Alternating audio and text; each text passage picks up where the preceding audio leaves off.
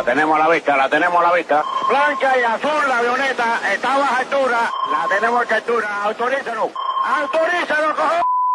Autorizado a instruir. Primer disparo. ¡Le dimos, cojón! ¡Le dimos! Sabíamos que algo espantoso había sucedido, pero teníamos la esperanza, esa esperanza humana dentro de nuestros corazones, de que a lo mejor en cualquier momento podíamos volver a escuchar las voces de nuestros hermanos, Carlos, Armando, Mario o Pablo. El 24 de febrero de 1996, el mundo vio horrorizado cómo 2 avionetas civiles eran pulverizadas por misiles cubanos. Pero lo que nadie sabía es que esa tragedia fue planeada en una oficina de La Habana meses antes. ¿Y si te dijera que Fidel Castro no solo envió a sus mejores hombres a espiar a los Estados Unidos, sino que los dejó caer a propósito, para ocultar un secreto mucho más oscuro en el Pentágono? Prepárate para entrar en la Red Avispa, el juego de espejos donde la traición era la única regla. Esto es Obscurion-X. A principios de los 90, mientras Cuba se hundía en el periodo especial, Fidel Castro lanzó su operación de inteligencia más ambiciosa. No envió oficiales de alto rango con maletines de cuero. Envió a hombres que parecían vecinos comunes. Compraban en Walmart, llevaban a sus hijos al parque y hablaban de béisbol. Eran la Red Avispa. Su misión: infiltrar las bases militares de Estados Unidos y los grupos del exilio en Miami. Pero aquí empieza el misterio psicológico. Un dictador con el síndrome de punto cero no confía en nadie, ni siquiera en sus propios agentes. Fidel los mantenía en la precariedad.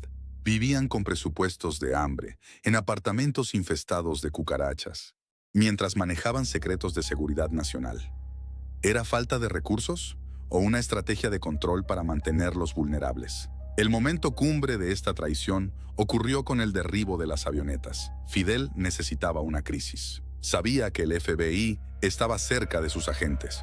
Un líder normal habría ordenado la extracción de sus espías para salvarlos de la silla eléctrica. Pero Castro hizo lo contrario.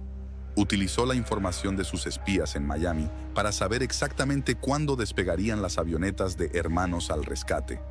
Y luego dejó que sus propios espías fueran el rastro de migas de pan que llevaría al FBI hacia ellos. ¿Por qué un líder sacrificaría su red de inteligencia más exitosa? La respuesta se encuentra en una mujer que trabajaba en el corazón del Pentágono y que Fidel necesitaba proteger a toda costa. El mundo estaba mirando a los 5 espías en Miami, mientras la verdadera joya de la corona seguía robando secretos nucleares en Washington. La Red Avispa no fue una derrota de Cuba. Fue una maniobra de distracción maestra.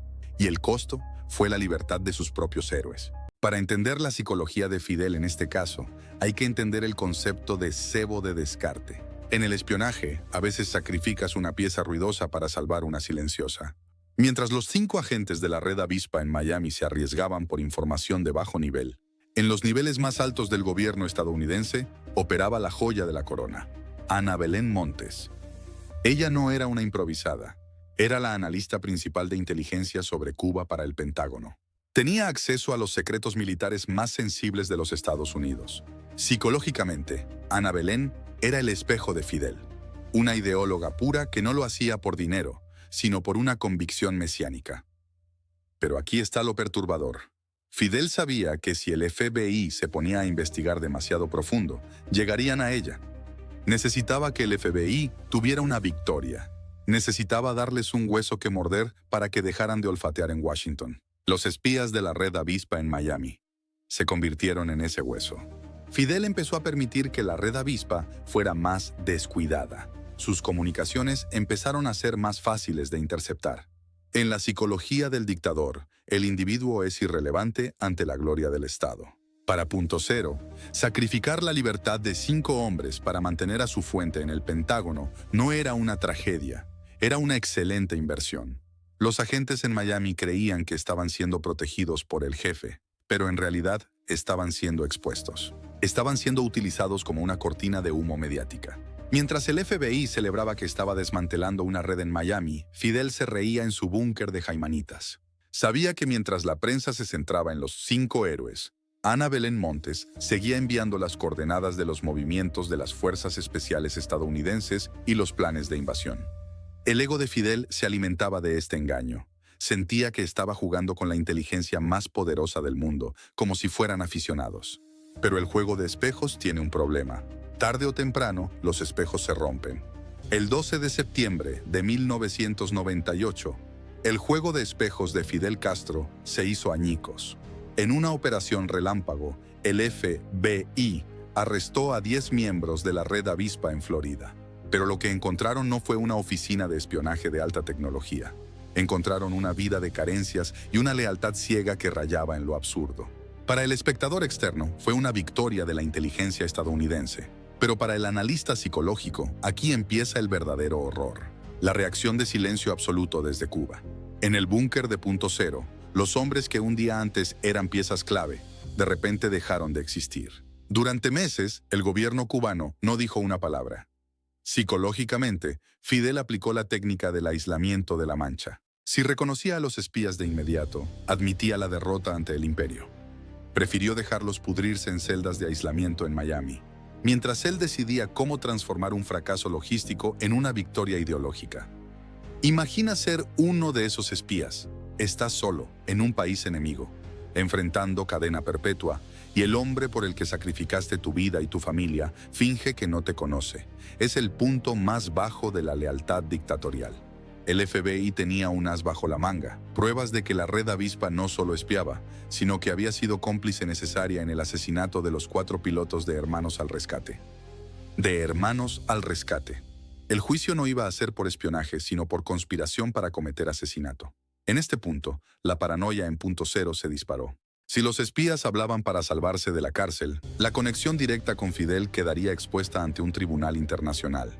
Castro necesitaba que sus agentes se convirtieran en mártires mudos, no en testigos colaboradores. Aquí es donde el genio manipulador de Fidel entra en acción. Cuando se dio cuenta de que no podía negar la existencia de la red, decidió rebranding el fracaso. Los espías ya no eran agentes secretos, ahora eran los 5 héroes. No se trataba de salvar a los hombres, se trataba de salvar su ego. Inició una campaña masiva de lavado de cerebro nacional, para que el pueblo cubano no viera una red de espionaje desmantelada, sino una injusticia épica. Pero mientras el pueblo marchaba, los espías seguían enfrentando décadas de soledad. Mientras en Miami, el FBI celebraba el desmantelamiento de la Red Avispa. En las sombras de la comunidad de inteligencia de Washington, un pequeño grupo de analistas tenía un presentimiento inquietante. Las piezas no encajaban. ¿Cómo era posible que Cuba supiera tanto, tan rápido? Había un topo.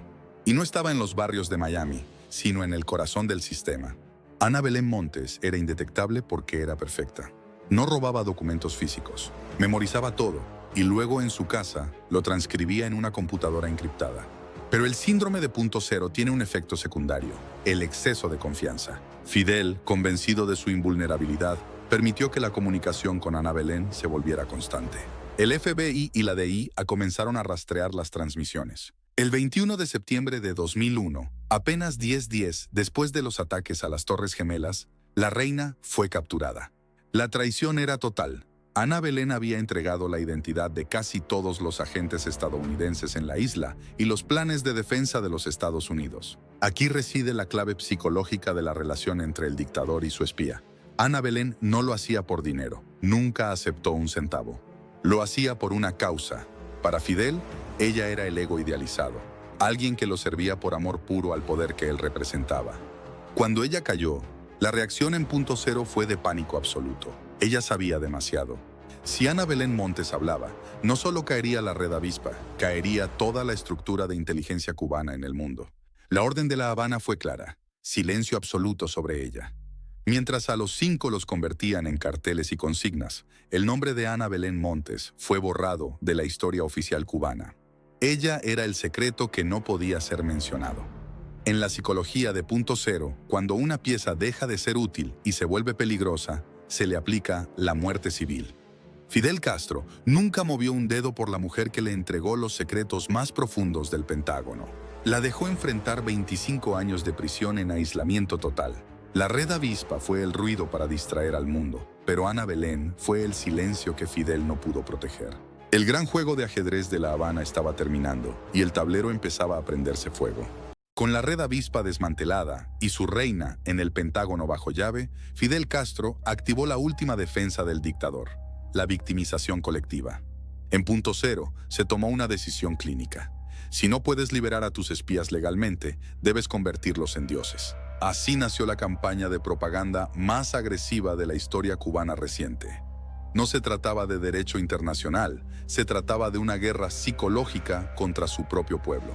Fidel necesitaba que cada cubano sintiera el arresto de los espías como una ofensa personal, un ataque directo a su hogar. En Miami, el juicio revelaba detalles sórdidos. Cómo los espías vigilaban a sus propios vecinos, cómo planearon infiltrar el Comando Sur y su complicidad en el asesinato de los pilotos. Pero en Cuba, la información estaba bajo un bloqueo cognitivo total. La televisión estatal solo mostraba una versión: hombres inocentes que protegían a Cuba del terrorismo. Psicológicamente, Fidel estaba aplicando el efecto eco. Si repites una mentira 1000 veces en un sistema cerrado, la verdad no solo desaparece, sino que se vuelve ofensiva para quien la escucha.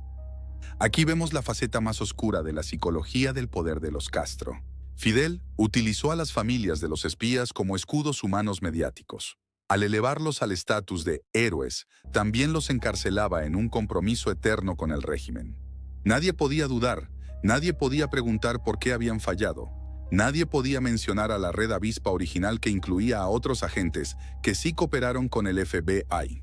Esos otros fueron borrados de las fotos. En la mente de Fidel, solo existía espacio para la perfección o la inexistencia. El país entero fue arrastrado a una obsesión nacional. Conciertos, mesas redondas, marchas obligatorias. Fidel había logrado que la red avispa no fuera un tema de espionaje, sino el eje de la identidad cubana por más de una década. Pero mientras el pueblo gritaba, en las sombras de Washington y La Habana, se estaba cocinando un intercambio secreto. Un trato que Fidel no viviría para haber completado, pero que demostraría una vez más que para él los hombres son solo monedas de cambio. El 17 de diciembre de 2014, el juego de espejos terminó con un apretón de manos diplomático. Los espías restantes fueron liberados a cambio del agente de la CIA, Alan Gross. Y lo más importante, de un oficial de inteligencia cubano que llevaba 20 años en una prisión de la isla colaborando con Estados Unidos. Fidel, ya anciano y alejado del poder directo, vio desde su retiro cómo sus piezas regresaban. Pero no regresaban a la Cuba que dejaron. Regresaban a un país que estaba siendo moneda de cambio para una apertura económica. Al final, los héroes no fueron liberados por su invulnerabilidad, sino por una transacción de conveniencia. ¿Qué quedó de todo esto? Los espías de la red avispa terminaron ocupando cargos burocráticos, convertidos en símbolos vivientes de una era que se desvanece. Ana Belén Montes, la reina que Fidel abandonó, salió de prisión en total silencio, manteniendo una lealtad fantasmal hacia una ideología que ya no existe de la misma forma. Y Fidel murió sabiendo que su síndrome de punto cero había funcionado. Logró que su narrativa sobreviviera a la verdad. Logró que el mundo hablara de sus espías y no de su paranoia destructiva.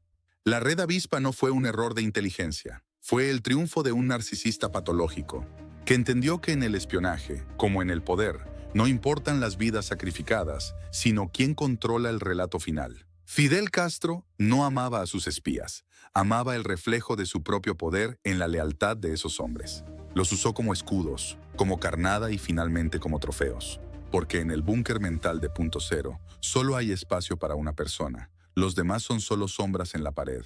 La próxima vez que escuches sobre un héroe de Estado, recuerda a la red avispa. Y recuerda que en el juego de las sombras, la luz solo sirve para que el dictador vea mejor su próxima jugada. Si este análisis te ha abierto los ojos, suscríbete a Obscurion-X y activa la campana.